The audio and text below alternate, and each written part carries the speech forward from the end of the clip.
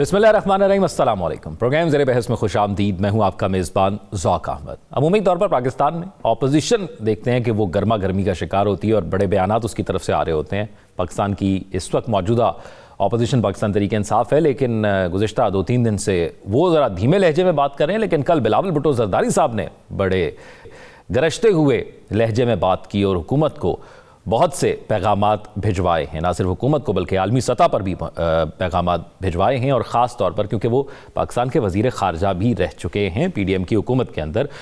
तो उनकी जानिब से एक तो ये कहा गया कि इमरान खान बहाना है, मिसाइल प्रोग्राम निशाना है। फिर उन्होंने कहा पीपल्स पार्टी वाहिद सियासी जमात है जो सेलेक्टेड है और फॉर्म 47 वाली नहीं है। फिर अभी कुछ देर कबल उनकी जानिब से एक प्रेस कॉन्फ्रेंस की गई जिसमें उन्होंने कहा कि नून लीग के पास इतनी अक्सरियत नहीं है कि वो यकतरफा मुतनाज़े फैसले करे, और बार बार उनकी जानिब से ये हुकूमत को बावर कराया जाता है कि हम आपके इत्तेहादी हैं और हमसे बातचीत करके आगे चलें। फिर साथ साथ उन्होंने कहा कि हुकूमत की मुज़ाकरात की पेशकश का खैर मकदम करते हैं।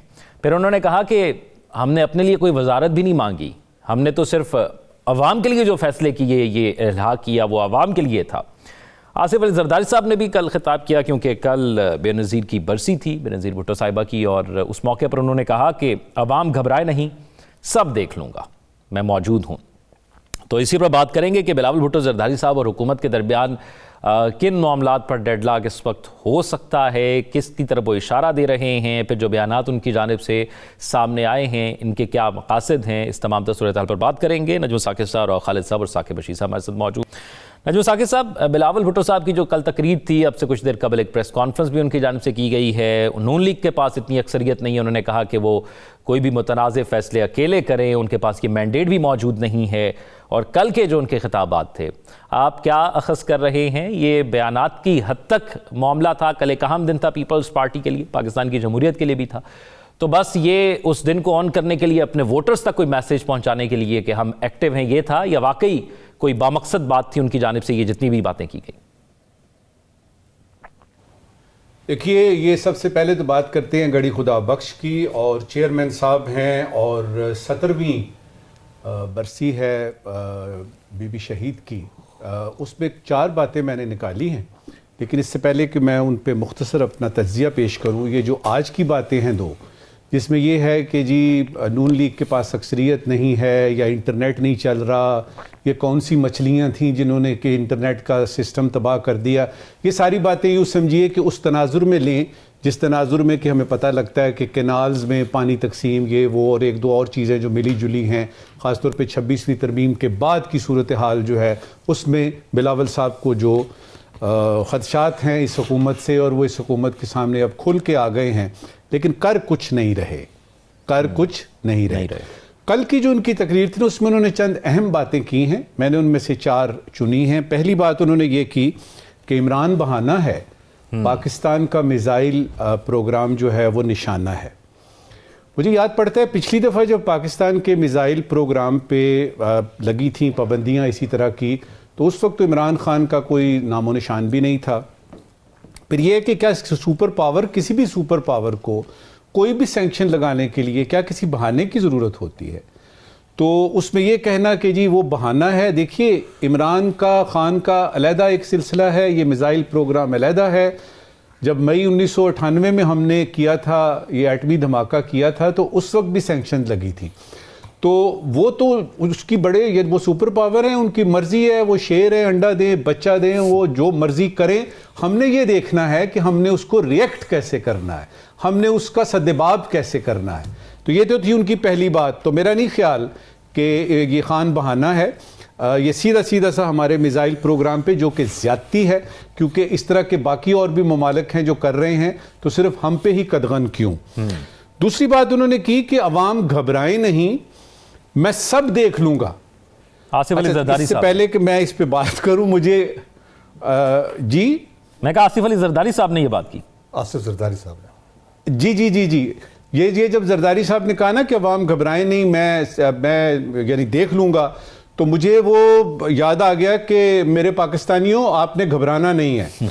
तो जो इस तरह की बात करते हैं वो देखें इस वक्त हैं किधर, तो ज़रा ध्यान से बात करें कि क्योंकि इस तरह की बातें करने वाले जो है ना, घबराएं ना, तसल्लियां ये वो वगैरह, तो हमें कुछ करके दिखाएं, तसल्लियां ना दें कि हम ना घबराएं। तीसरी बात मैंने उसमें से निकाली कि अपने लिए वजारत नहीं मांगी, सिर्फ अवाम का हक मांगा।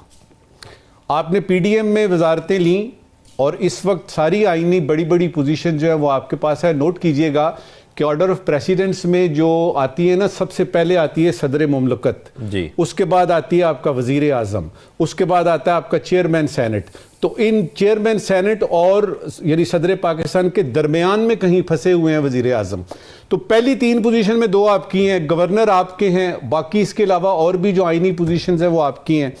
तो ये कहना कि हमने अपने लिए वजारत नहीं ली, आपने इसलिए वजारत नहीं ली कि आप ब्लेम नहीं लेना चाहते, आपने इसलिए वजारत नहीं ली कि इस किस्म का जब माहौल हो तो आप कह सकें कि हुकूमत तो आपकी थी।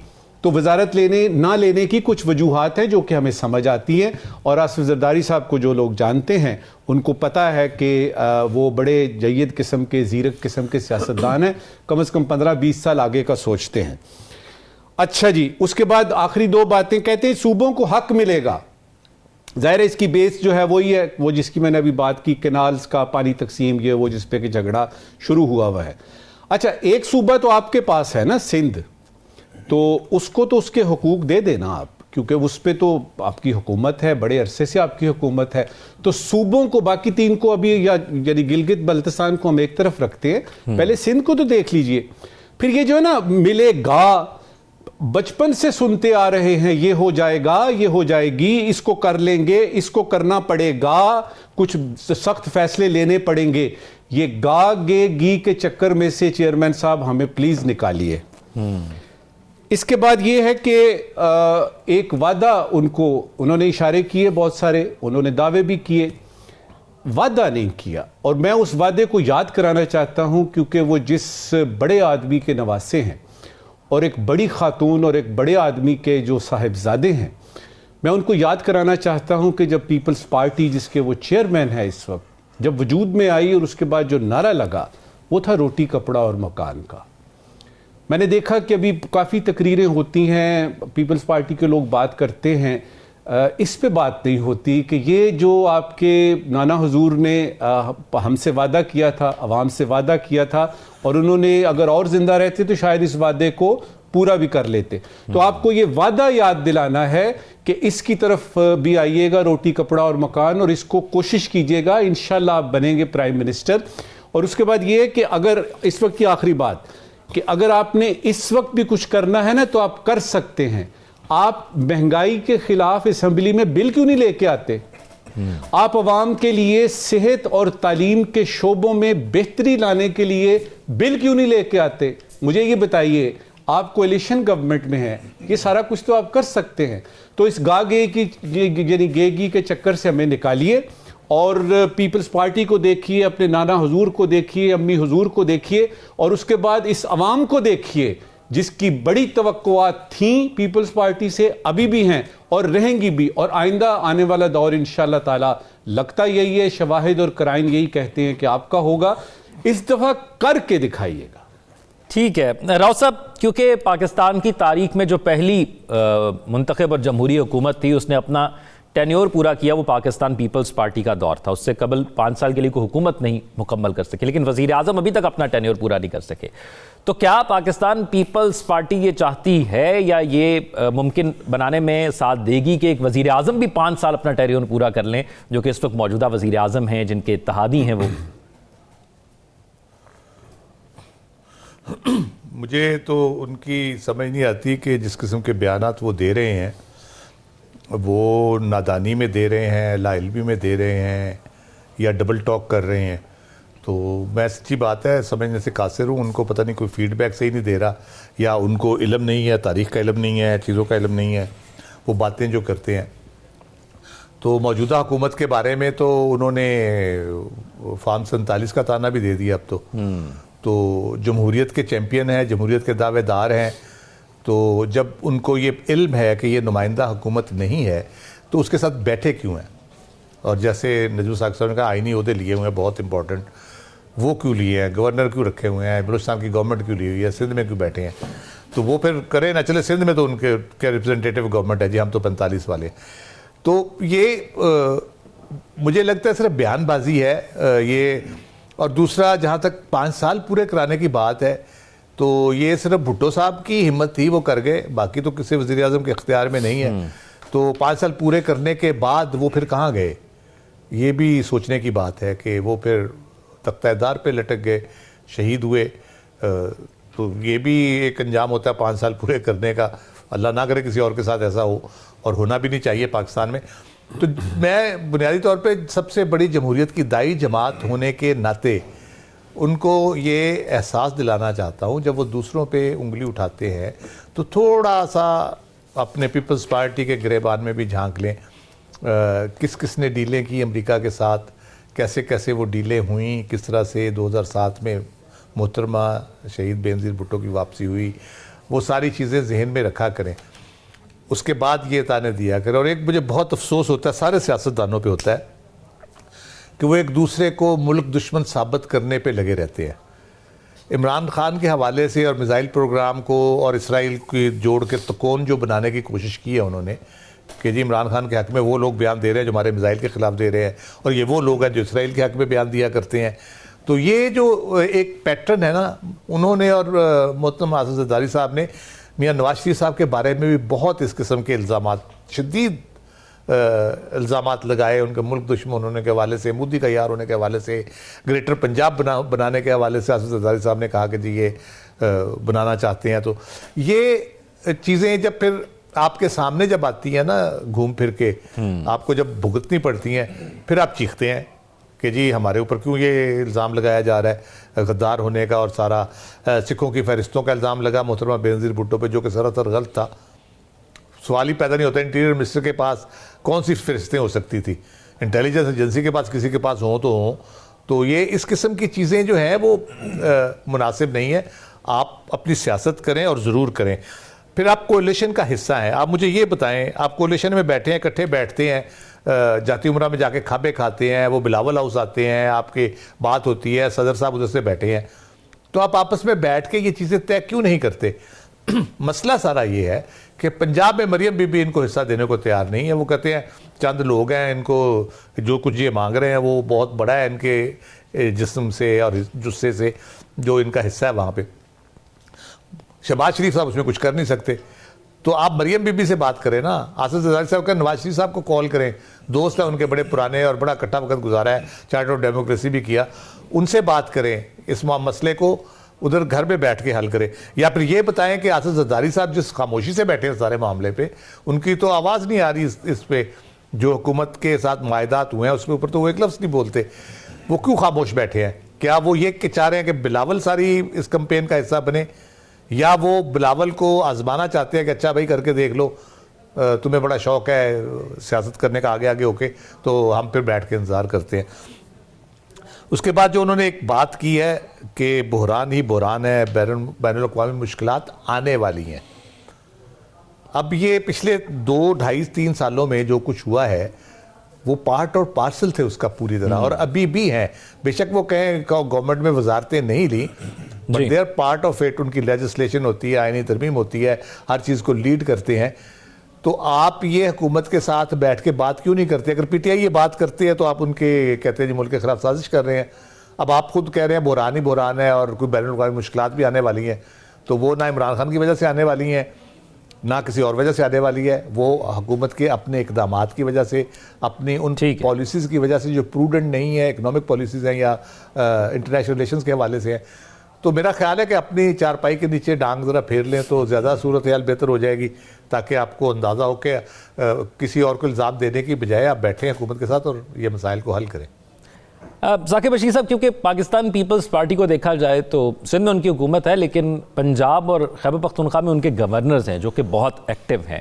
خاص طور پر پنجاب کے اندر ہم نے دیکھا کہ ماضی قریب میں اتنے ایکٹیو گورنرز نہیں تھے, اور خیبر پختونخوا میں بھی ان کے گورنر بہت ایکٹیو ہیں. تو وہ ریوائول تو چاہتے ہیں. پاکستان پیپلز پارٹی کا بنیادی مقصد تو یہی ہے, یہ تمام تر بیانات سب کچھ کے ساتھ, کہ ہم ریوائول لے سکیں. تو آپ کو لگتا ہے کہ جو پاپولر بیانیہ ہے وہ اس کو اپنی تقریروں کا حصہ بنا رہے ہیں تاکہ ریوائول ہو جائے؟ بالکل وہ گورنمنٹ سے اپنے آپ کو بالکل الگ تھلگ پورٹرے کرنا چاہتے ہیں, الگ پہچان بنانا چاہتے ہیں, ایک الگ قسم کا بیانیہ جو ہے بنانا چاہتے ہیں. لیکن وہ کیسے بن سکتا ہے جب آپ پورے سسٹم کا حصہ ہیں؟ پنجاب اور کے پی کا آپ نے بتایا گورنر ہے, تو سرفراز بھگٹی صاحب جو ہے وہ وزیر اعلیٰ بلوچستان ہے اور وہ پیپلز پارٹی کا حصہ ہے جی. وہ نگران وزیر داخلہ تھے اور وہ ادھر سے انہوں نے ریزائن کیا اور الیکشن لڑا اور اس کے بعد جو ہے وہ وزیر اعلیٰ بنے ہیں. تو پورے سسٹم کا پیپلز پارٹی حصہ ہے. اور یہ 21 اکتوبر یہ جب 26ویں آئینی ترمیم آئی ہے, اس سے پہلے تک ہمیں اس قسم کی ویسے بیان بازی اس لیول کی نظر نہیں آئی. اس کے بعد اچانک جو ہے وہ بیان بازی جو ہے وہ شروع ہوئی ہے. خاص طور پر میں انٹرنیٹ, فائر وال, وی پی این, ایکس, اس کی بات کروں گا کہ جو یہ کام جو ہے وہ 17 فروری کو ایکس بند ہوا تھا. اپریل میں تقریباً گورنمنٹ کی جانب سے کوئی فائر وال لگانے کی خبریں گرم ہوئیں, پھر آئی یہ واٹس ایپ ڈاؤن ہو گیا, انٹرنیٹ ڈاؤن ہو گیا, انٹرنیٹ سلو ہو رہا ہے, کبھی سندھ میں وہ جو کہتے ہیں سمندر میں جو ہے وہ مچھلی جو ہے وہ تار کاٹ کے چلی گئی, تو اس طرح کی باتیں. تو یہ ابھی ریسنٹلی میں نے دیکھا ہے کہ آج بھی انہوں نے بہت زیادہ اس پہ بات کی, اور تقریباً آج سے ایک ہفتہ پہلے بھی انہوں نے جب تقریر کی تھی تو انٹرنیٹ کی بندش پہ انہوں نے کہا کہ آپ نے 70% جو عوام ہے, لوگ ہے یا جو ینگ ہے جنریشن ہے, اس کو اپنے خلاف کر لیا ہے. آپ سرمایہ کاری کیسے کر سکتے ہیں, اور بھارت اور چین کتنا آگے نکل گئے ہیں اور ڈیجیٹل ورلڈ میں, اور آپ ابھی تک جو ہے وہ انٹرنیٹ سلو کر رہے ہیں.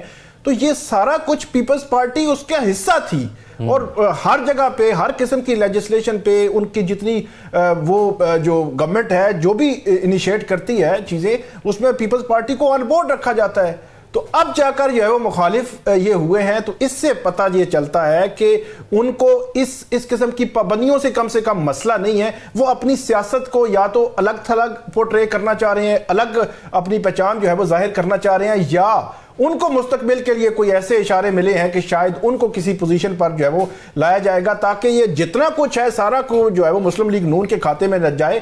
انہوں نے ایک آج بات کی اور بھی, ایک تو انہوں نے کہا کہ سلیکٹڈ وہ کہتے تھے عمران خان صاحب کے متعلق جب پچھلی گورنمنٹ تھی پی ٹی آئی کی, اور فارم 47 کا الزام صرف کس کے آتا ہے؟ مسلم لیگ نون پہ. اور انہوں نے کہا کہ مسلم لیگ مطلب نہ ہم فارم 47 والے ہیں اور نہ ہم سلیکٹڈ ہیں. اور آج انہوں نے ابھی بات کی کہ وہاں بات شروع ہوتی ہے میٹرو سے, اور میٹرو موٹر وے سے, اور میٹرو پر ختم ہو جاتی ہے. تو یہ ڈائریکٹلی جو ہے وہ انہوں نے اپنی جو پارٹی مسلم لیگ نون پر جو ہے وہ یہ اٹیک کر رہے ہیں.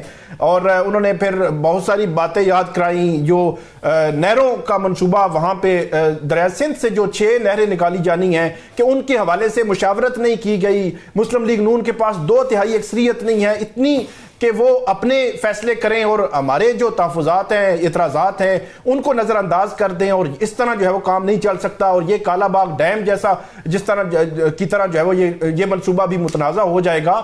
تو وہ کھلا کے بول رہے ہیں جو مرکزی حکومت ہے اس کے خلاف اور اس کی پالیسیز کے خلاف. ساتھ ہی چیئرمین سینٹ بھی وہ ہیں, ڈپٹی سپیکر بھی وہ ہیں, باقی گورنر اور ہر چیز انہوں نے رکھی ہوئی بھی ہے. اب ہمیں یہ انتظار کرنا چاہیے کہ جس لیول پہ وہ بولے ہیں کیا مسلم لیگ نون بھی اس پہ ریئیکٹ کرے گی یا نہیں کرے گی. آخری بات یہی ہے کہ بلاول بھٹو زرداری, ہم نے پہلے بھی اس پہ بہت زیادہ بات کی کہ یہ جو آپ نے شروع میں سوال اٹھایا تھا کہ کیا ایک وزیر اعظم 5 سال مکمل کرے گا, یہ تو بالکل بھی نہیں لگتا. اگر اس حکومت نے بھی 5 سال مکمل کیے تو وہ آصف علی زرداری صاحب نے کہیں نہ کہیں وہ کیلکولیشن کی ہوئی ہے کہ بلاول کو وزیر اعظم بنانے کا جو خواب ہے وہ ہم نے کسی نہ کسی صورت میں پورا کرنا ہے. اب وہ دیکھیں کہ کب جو ہے وہ ان کا پورا ہوتا ہے. ایک چیز میں نجم ساق صاحب ایک مختصر چیز آپ کے سامنے رکھتا ہوں, میں پھر آپ وہ بھی بتا دیجیے کوئی ایڈ کرنا چاہتے ہیں. یہ جو الحاق ہے دونوں کا, الیکشن جس طرح پی ڈی ایم کے بعد بھی دونوں نے علیحدہ لڑا, تو اب بھی جب بھی انتخاب آئے گا تو علیحدہ لڑیں گے. اس میں زیادہ فائدہ کس کا اور زیادہ نقصان کس کا ہے؟ دونوں کا نقصان ہے ذوق. اس وقت جو ہے نا وہ عوام کو آپ اس طرح سمجھ رہے ہیں کہ بالکل کونے مونے, ان کو کچھ نہیں پتا, بے وقوف ہیں یہ, ان کو کچھ نظر نہیں آ رہا. دیکھیے اگر میرے پاکستان میں فری اینڈ فیئر الیکشن ہوتا ہے نا تو لگ پتا جائے گا, اور یہ ان دونوں پارٹیوں کو پتا ہے کہ, اور ان کو ڈر یہی ہے کہ کہیں فری اینڈ فیئر ہو نہ جائے.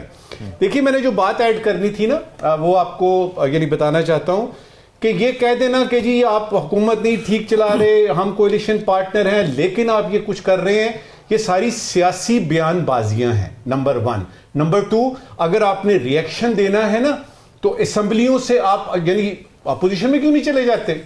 اتنے بڑے بڑے الزامات ہم لگا رہے ہیں چیئرمین صاحب، تو آپ کچھ کر کے دکھائیں نا، صرف یہ کہہ دینا کہ جی وہ یہ نہیں کر رہے وہ نہیں کر رہے، تو یہ تو اپوزیشن کا کام ہوتا ہے. تو آپ کولیشن میں ہوتے ہوئے اپوزیشن کا کام کر رہے ہیں، جو کہ کم از کم میری پولیٹیکل سائنس کے نالج میں یہ بات نہیں آ رہی. میں راؤ صاحب مختصراً آپ سے ایک چیز جاننا چاہوں کہ پیپلز پارٹی نے پہلے آفر پاکستان تحریک انصاف کو کی، پھر وہ نون لیگ کی طرف آئے. اب اگر پاکستان پیپلز پارٹی کے ساتھ نون لیگ یا پی ٹی آئی شامل نہیں آتے تو حکومت نہیں بن پاتی. تو پاکستان پیپلز پارٹی قربانی دے رہی ہے حکومت بنانے کے لیے تاکہ جمہوریت آگے چلے. آپ کو کمشنر راولپنڈی یاد ہوں گے، جی ان کی پریس کانفرنس بھی یاد ہوگی. تو مسئلہ یہ ہے کہ پی ٹی آئی کو آفر تو ضرور کی تھی، لیکن پھر کیا ہوا؟ پھر وہ مصرع ہے بڑا مشہور، اپنے اپنے بے وفاؤں نے ہمیں یکجا کیا. میں نے اس میں امینڈمنٹ کی ہے، اپنے سارے کرم فرماؤں نے ہمیں یکجا کیا. تو ان کی یکجائی جو ہے نا، وہ کسی کوئی محبت کا نتیجہ نہیں ہے بلکہ کرم فرمائی کا نتیجہ ہے. تو اس لیے یہ یکجا ہے، چلے دیکھیں کب تک رہتے ہیں. ٹھیک. یا اگلی کوئی ان کی اگر ڈیل ہے 2.5 سال والی تو پھر تو شاید یکجا اس وجہ سے بھی رہیں. بلاول امید سے ہوں گے کہ مجھے پرائم منسٹر بنایا جائے گا، لیکن جب وہ موقع آئے گا میرا خیال ہے نون ان کے ساتھ وہی کچھ کرے گی جو اب یہ ان کے ساتھ کر رہے ہیں. ایک بریک کی طرف چلتے ہیں، بریک کے بعد آتے ہیں پھر تو بات اور اہم موضوع کے حوالے سے اسٹے ود اس.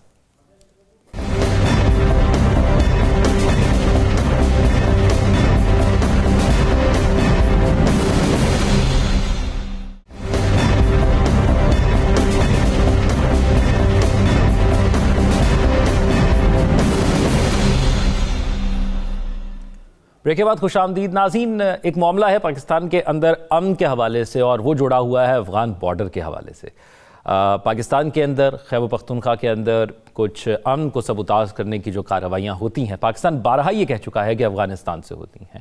اور جب افغانستان کے اندر حکومت کی تبدیلی ہوئی اور جو پچھلی حکومت تھی اس کو یہ سمجھا جاتا تھا کہ اس پر انڈین انفلوئنس بہت زیادہ ہے، اور جب طالبان کی حکومت آئی تو ہمارے ہاں سے بڑے اہم آفیشلز بھی وہاں پر گئے، اور ہمیں یہ امید تھی کہ جو اب حکومت آ رہی ہے اس پر انڈین انفلوئنس اتنا زیادہ نہیں ہوگا یا نہ ہونے کے برابر ہوگا، اور معاملات جو ہیں وہ اب حل ہوں گے. اب ہم افغانستان کے ساتھ بھی امن کے معاملے کو لے کر مل کر کام کریں گے، جس سے نہ صرف افغانستان کے اندر معاملات ٹھیک ہوں گے بلکہ اس کا بینیفیشری پاکستان بھی ہوگا، پاکستان کے اندر بھی امن آئے گا.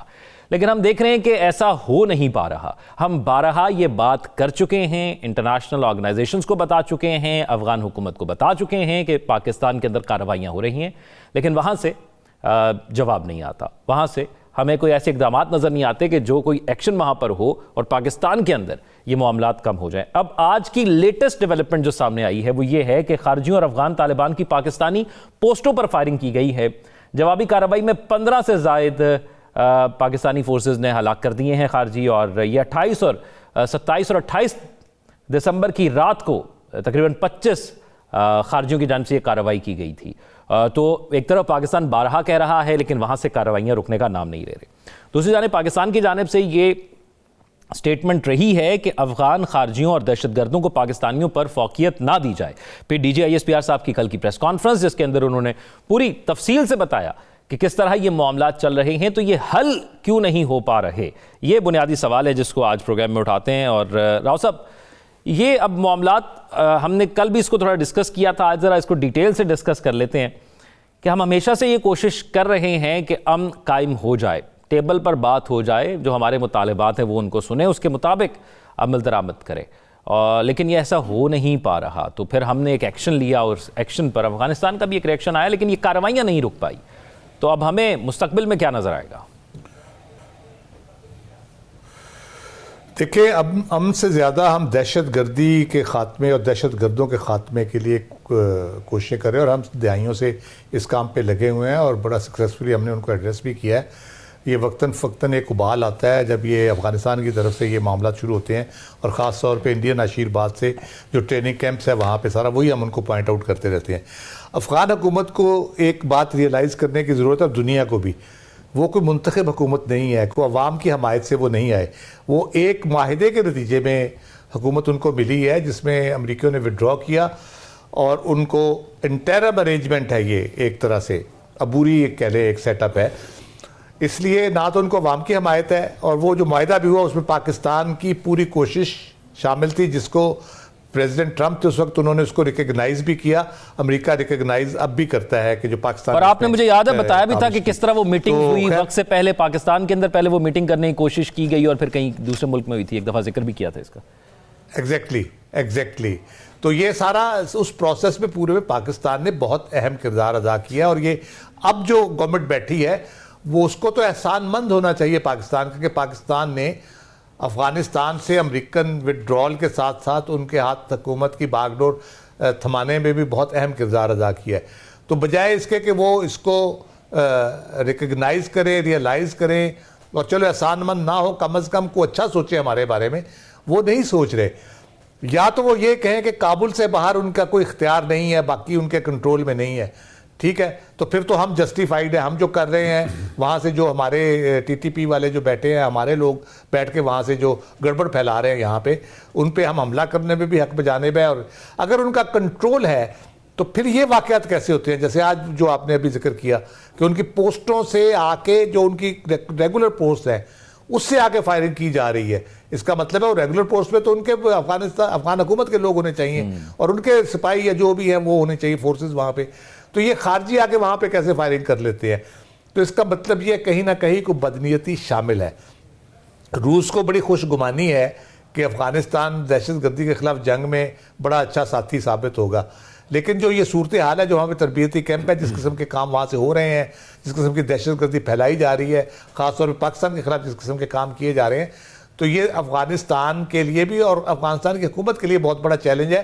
اور الٹیمیٹلی وہ دوبارہ سے اس جگہ پہ جا رہے ہیں جہاں پہ وہ آج سے 10-15 سال پہلے تھے, جب ان کو دہشت گرد قرار دیا گیا تھا اسی گورنمنٹ کے جتنے کرتا دھرتا ہے, اور یہ ان کے بلیک لسٹ تھے, ٹریول نہیں کر سکتے تھے, ان کو ڈھونڈ کے ان کے ہیڈ بنی رکھی ہوئی تھی ان کی سب کی. تو وہ اس طرف جانے کی کوشش دوبارہ سے کر رہے ہیں. یہ ان کو ریئلائزیشن نہیں ہے کہ اس دفعہ پہلے کی طرح نہیں ہوگا کہ آپ یہ سارا کچھ کریں گے اور پھر اس کے بعد آپ وہاں پہ پہاڑوں پہ چھپ کے لڑتے رہیں گے, اور اس کے بعد پھر آپ پھر دوبارہ سے حکومت میں آ جائیں گے اور پھر وہی کام شروع کر دیں گے. تو بہتر یہی ہے, خطے کے لیے بھی بہتر ہے, خطے کے امن کے لیے بھی سب سے بہتر یہی ہے کہ وہ بیہیو کرے. پاکستان بڑے اچھے طریقے سے ان کے ساتھ پیش آیا ہے اور آ رہا ہے, اور پاکستان ایک قابل اعتماد دوست رہا ہے ہمیشہ سے. اس کو ضائع نہ کریں اور اس کو بہتر کرنے کی صورتحال کو کوشش کریں. نجم ثاقب صاحب, ایک تو یہ معاملہ ہے جو یہ راؤ صاحب بتا رہے تھے کہ وہاں سے کس قسم کے اقدامات ہوتے ہیں. ایک معاملہ جو ہم پہلے بھی ڈسکس کر چکے ہیں, اور کل کی پریس کانفرنس کے اندر بھی وہ ذکر کیا گیا کہ 2000 میں کس کی مرضی تھی کہ یہ مسئلہ بات چیت سے حل کیا جائے. ایک شخص کی غلطی کی قیمت قوم نے اپنے خون سے ادا کی. یہ جو بدلتی ہوئی پالیسیز تھی کہ ہم نے کیا پالیسی رکھنی ہے, گڈ اور بیڈ کا نام یوز کیا گیا, کیا یہ بھی پیرالل اسی طرح نقصان پہنچاتا رہا؟ دیکھیے, کسی بھی ریاست میں کسی خاص وقت میں کوئی بھی حکومت ہوتی ہے. اب یہ کہنا کہ جی آج سے 40 سال پہلے یا 30 سال پہلے فلاں حکومت نے فلاں وقت میں یہ غلط کیا تھا, تو اس سے بات بنتی نہیں ہے. اب بات اس وقت بنے اگر اس کے اثرات ابھی بھی فیل ہو رہے ہیں, جو کہ کل ہمیں ISPR کی کانفرنس میں ملے, ان کی پریس بریفنگ میں ملے, کہ ان کے خیال میں یہ ہے کہ جی ہم اچھے بھلے 2021 میں ہم نے بالکل کمر توڑ دی تھی اس کی ٹی ٹی پی کی, وہ جس کو کہ فتنہ الخوارج کہا جاتا ہے آج کل.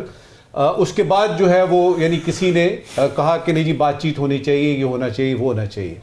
دیکھیے, ہم لوگ ابھی تک ماضی میں پھنسے ہوئے ہیں.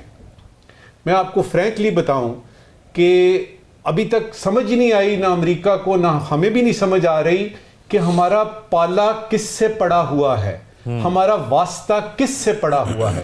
آپ ایک ایسی حکومت سے بات کر رہے ہیں جس کو کہ پوری دنیا میں کوئی ایک حکومت بھی تسلیم نہیں کرتی.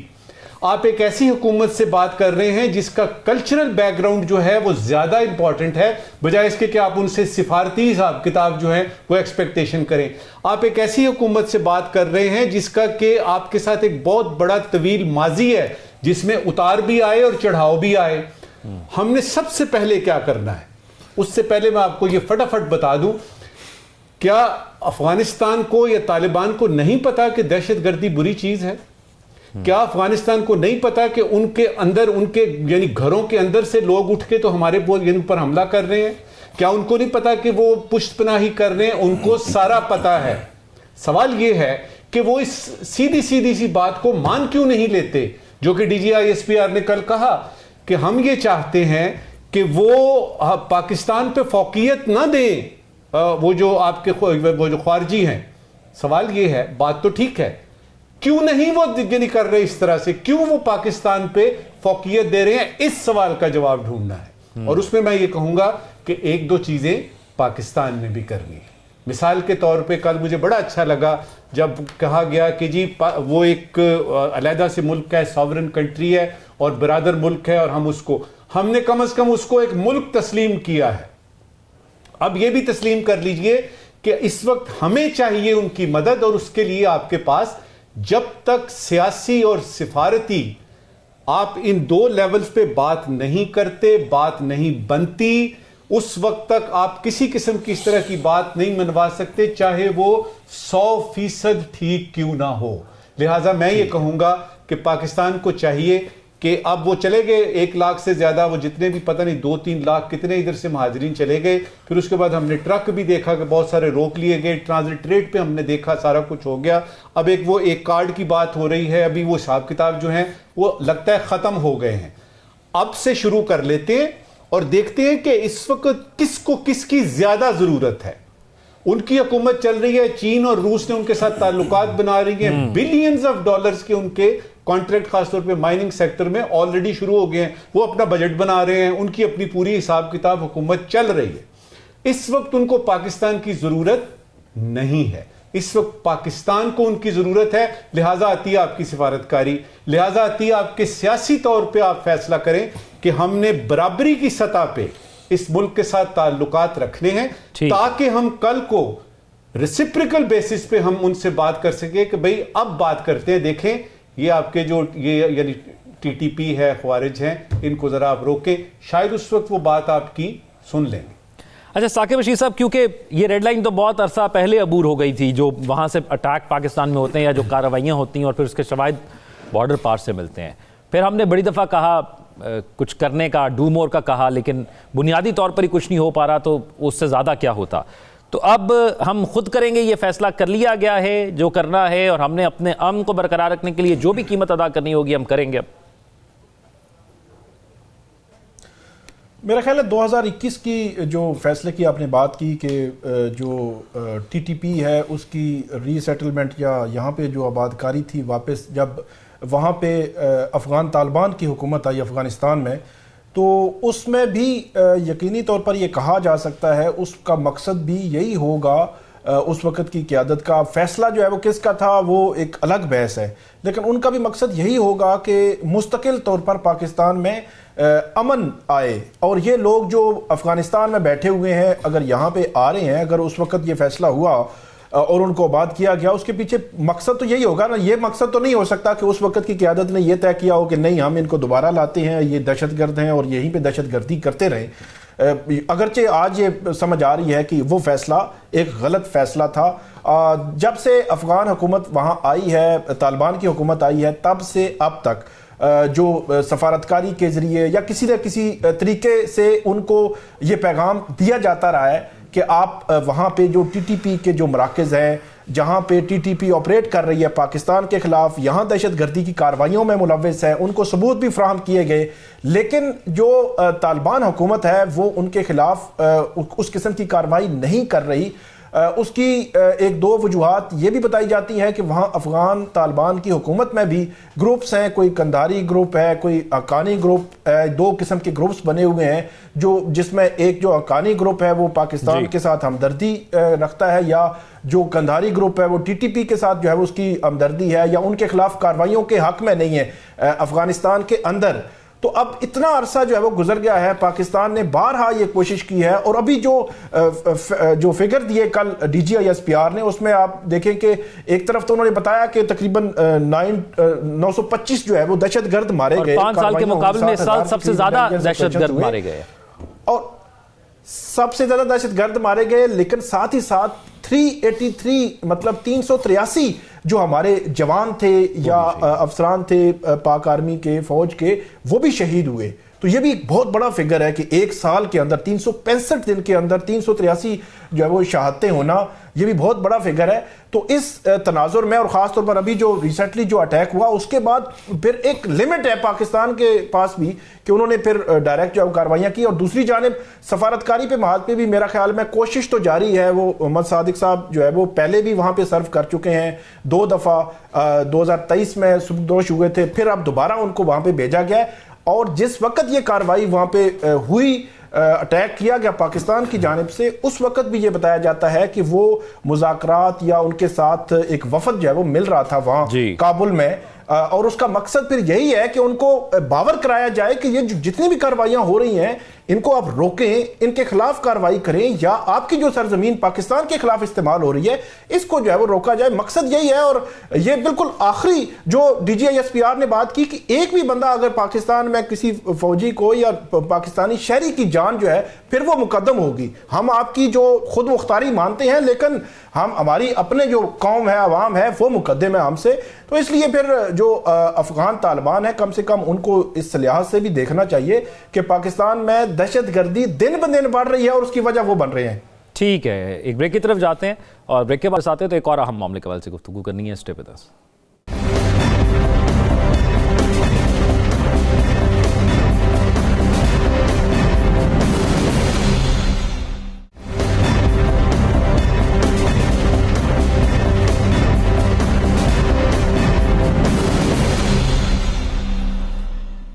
بریک کے بعد خوش آمدید ناظرین.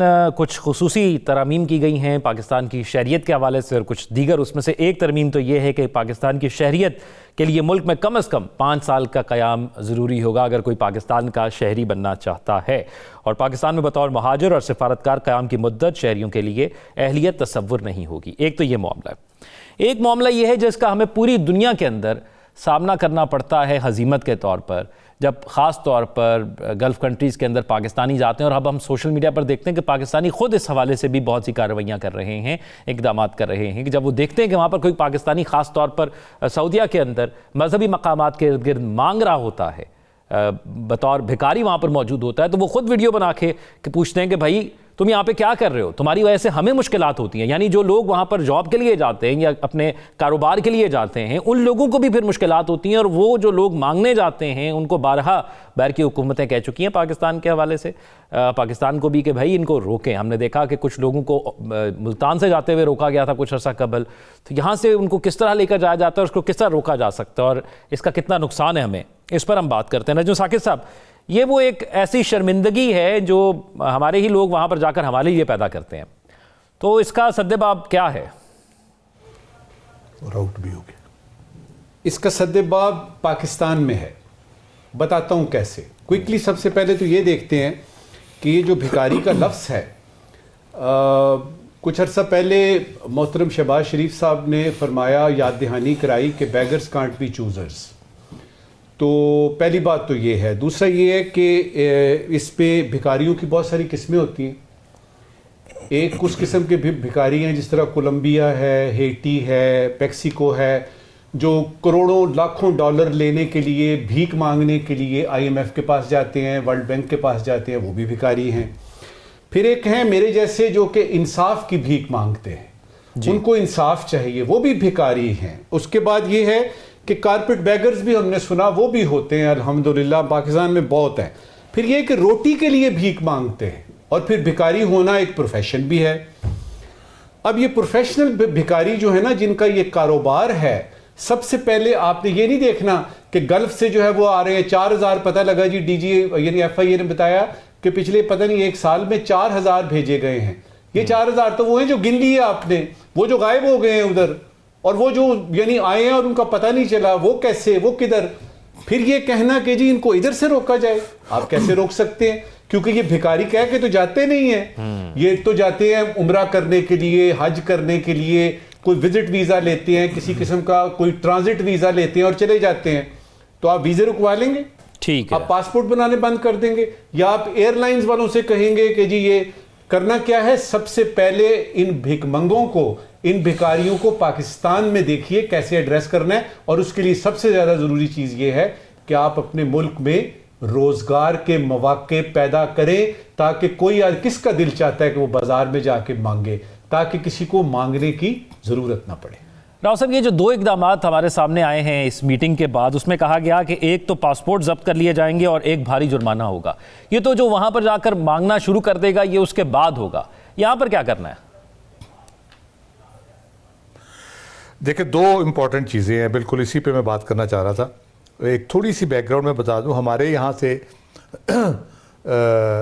افغانی ہو گئے، برمی ہو گئے، بنگالی ہو گئے، وہ جعلی شناختی کارڈ اور جعلی پاسپورٹ لے کے یہاں سے ہمارے سسٹم کو چیٹ کر کے وہ اس پہ جا کے بھیک بھی مانگتے ہیں اور سمگلنگ میں بھی ملوث رہے ہیں۔ کویت نے آپ کا داخلہ بند کیا ہوا، ویزے بند کیے ہوئے ہیں اسی وجہ سے۔ اب یو اے ای نے یہی اقدام کیا بھکاریوں کی وجہ سے آپ کے۔ تو یہ سب سے پہلے تو ہمیں اپنا جو نادرا کا سسٹم ہے، جو پاسپورٹ سسٹم ہے، اگرچہ بہت اچھا ہے لیکن سٹل اس میں لوپ ہولز ہے۔ نادرا کے 87 لوگوں کو سیک کیا گیا تھا، پکڑا گیا تھا، اس سارے معاملے پتہ نہیں سزا کیا ہوئی ان کو۔ تو یہ سسٹم ہمیں سب سے پہلے یہ بنیادی طور پہ ٹھیک کرنے کی ضرورت ہے۔ دوسرا، ہمارے سب سے زیادہ جو جاتے ہیں لوگ وہ سعودی عرب میں جاتے ہیں، اور یہاں پہ جو ایجنٹس ہیں، اب ایجنٹس کے لیے بھی سزا تجویز کی جائے، جو بہت اچھی بات ہے۔ یہاں کے جو ایجنٹس ہیں انہوں نے کچھ جگاڑ لگائی ہوئی ہے، مجھے نہیں پتا، یہ سعودی ایمبیسی کو بھی دیکھنا چاہیے، سفیر بڑے اچھے ہیں ان کے، جو نوافل مالکی صاحب یہاں پہ ہیں، ان کو بھی دیکھنا چاہیے۔ اور محسن نقوی صاحب اسی سلسلے میں سعودی عرب کا دورہ بھی کر کے آئے ہیں، ان کا سسٹم دیکھا ہے پورا، وہاں پہ جب جاتے ہیں لوگ رجسٹر جو ہوتے ہیں تو اس سارے پوری سسٹم کو دیکھ کے یہ 2 ایشوز کے اوپر بڑا پرٹیکولرلی کام کرنے کی ضرورت ہے۔ سعودی ایمبیسی میں جو ویزا ایشو ہوتا ہے، ایجنٹس جو ہیں جو ڈیوبیس قسم کے ایجنٹس ہیں ان کو بلیک لسٹ کرنے کی ضرورت ہے۔ دوسرا، ہمارے اپنے سسٹم کو بہت زیادہ ایفیکٹو بنانے کی ضرورت ہے، اور اس میں وزارت خارجہ اور وزارت داخلہ مل کے بھی کام کر سکتے ہیں، بڑا ایفیکٹولی کر بھی رہے ہیں، اور میرا خیال ہے یہ بات بہتر ہوگی اور ہمیں زیادہ مزید شرمندگی سے بچائیں گے۔ بالکل ایسا ہی ہے، یہ مزید شرمندگی سے بچائیں گے۔ لیکن ثاقب بشیر صاحب، کیونکہ پاکستان سے جیسے نجم ثاقب صاحب نے بات کی کہ روزگار کے مواقع یہاں پر پیدا کرنے کی ضرورت ہے، تو وہ روزگار کے مواقع نہیں ہیں تو لوگ بیرون ملک جاتے ہیں، خاص طور پر اب گلف کنٹریز میں یو اے ای ہم جاتے ہیں، وہاں پر اب ویزا نہیں ملتا کوئی اگر اپنی نوکری کی تلاش کے لیے جانا چاہے۔ اسی طرح اور دیگر ممالک کے حوالے سے پالیسی سخت کر دی گئی ہیں، تو پھر مزید نقصان ہو رہا ہے اس چیز کا کہ جو بھکاری وہاں پر جا کر ہمارے نقصان پیدا کر رہے ہیں۔ اچھا، اس لحاظ سے میرا جو موقف ہے وہ یہ ہے کہ یہاں پہ فرض کریں کہ مواقع نہیں ہیں، اس کے باوجود بھی ایسا کام تو نہیں کرنا چاہیے کسی کو کہ وہ اس ملک کے لیے جو وہ شرمندگی کا باعث بنے۔ پہلے ہی پاکستان کے پاسپورٹ کی وہ عزت توقیر مرتبہ وہ نہیں ہے دنیا کی نظر میں، تو مزید شرمندگی کا باعث بنے، اور خاص طور پر جو مسلم ممالک ہیں، اور خاص طور پر آپ مذہب کو استعمال کریں اور مذہبی جو وہاں مقامات ہیں، عمرہ کے لیے آپ جا رہے ہیں، یا عراق کے حوالے سے بھی جو زائرین جاتے ہیں وہاں پہ بھی اس قسم کی شکایات آئی ہیں، جو خلیجی ممالک ہیں ان کی بھی اور باقی جو ممالک ہیں وہ بھی اس قسم کی شکایات کر رہے ہیں، اور انہیں جب یہ سمری تیار کی گئی ہے تو اس میں خاص طور پر ان شکایات کا حوالہ دیا گیا ہے کہ اس کی وجہ سے ہم یہ پالیسی بنا رہے ہیں، اور اب ہمیں یہ کام جو ہے وہ کرنا پڑ رہا ہے کہ ان لوگوں کے پاسپورٹ کینسل ہوں گے، ان کے خلاف جو ہے وہ 50,000 جرمانہ رکھا گیا۔ یہ جرمانہ بڑھانے کی بھی ابھی تجویز ہے کہ یہ جرمانہ کم ہے، اس کو بڑھایا جائے اور یہ اس کو سٹرکٹلی روکا جائے، کیونکہ یہ تو ابھی میں پڑھ رہا تھا کچھ رپورٹس کہ ملتان ایئرپورٹ سے کچھ ایف آئی اے کے لوگوں نے کچھ گرفتاریاں کیں، جانے سے پہلے ان کا چیک کیا کہ وہاں پہ ان کے رہائش کے انتظامات اور ان کے پاس اتنے ہیں جو مالی طور پر وہ مضبوط کہ وہاں پہ وہ رہ سکیں، یا اس کے سارے معاملات تو وہ ثابت نہیں کر سکے وہ لوگ، اور اس کے بعد ان کو اریسٹ بھی کیا گیا، انہوں نے مانا بھی کہ اس قسم کی وہ وہاں پہ بیکاری بن کے وہ مانگتے ہیں۔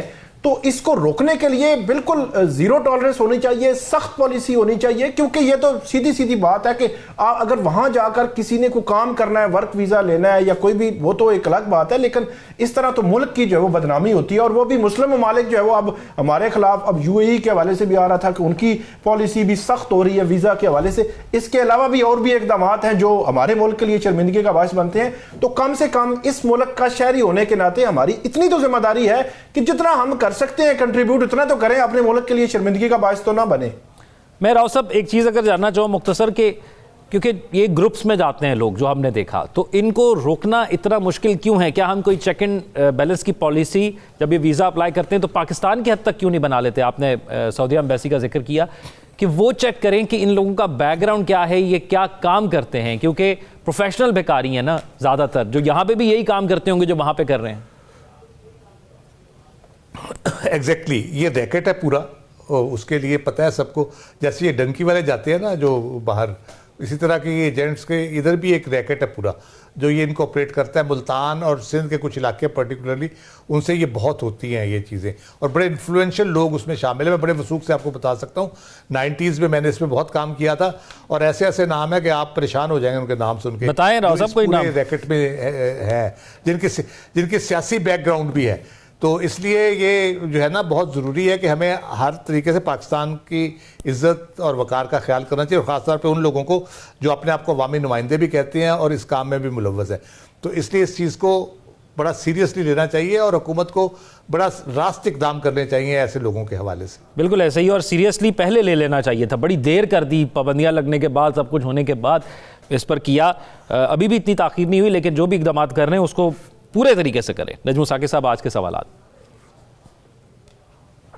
جی شکریہ ذوق. ایک ضروری سوال ہے اور ایک غیر ضروری سوال ہے. پہلے ضروری سوال, پی ایم ایل این کے ایک رہنما نے فرمایا ہے کہ سزا جزا کے بغیر ریاست کا نظام نہیں چل سکتا. سزا جزا کے بغیر ریاست کا نظام نہیں چل سکتا. ضروری سوال یہ ہے کہ ٹھیک ہے سزا جزا بہت ضروری ہے, کیا ظلم اور ناانصافی کے ہوتے ہوئے ریاست کا نظام چل سکتا ہے؟ آج کا غیر ضروری سوال, بشار الاسد کی اہلیہ نے طلاق کے لیے روسی عدالت میں درخواست دے دی ہے. غیر ضروری سوال یہ ہے, محترمہ شام کے معزول صدر کے مستقبل سے مایوس ہو کر طلاق مانگ رہی ہیں یا ان کی شادی زبردستی کرائی گئی تھی؟ ہمارے ناظرین اپنے فیڈ بیک سے آگاہ سوشل میڈیا پر ان سوالات کا اور پروگرام کا بھی اپنا خیال رکھیے گا. اللہ حافظ.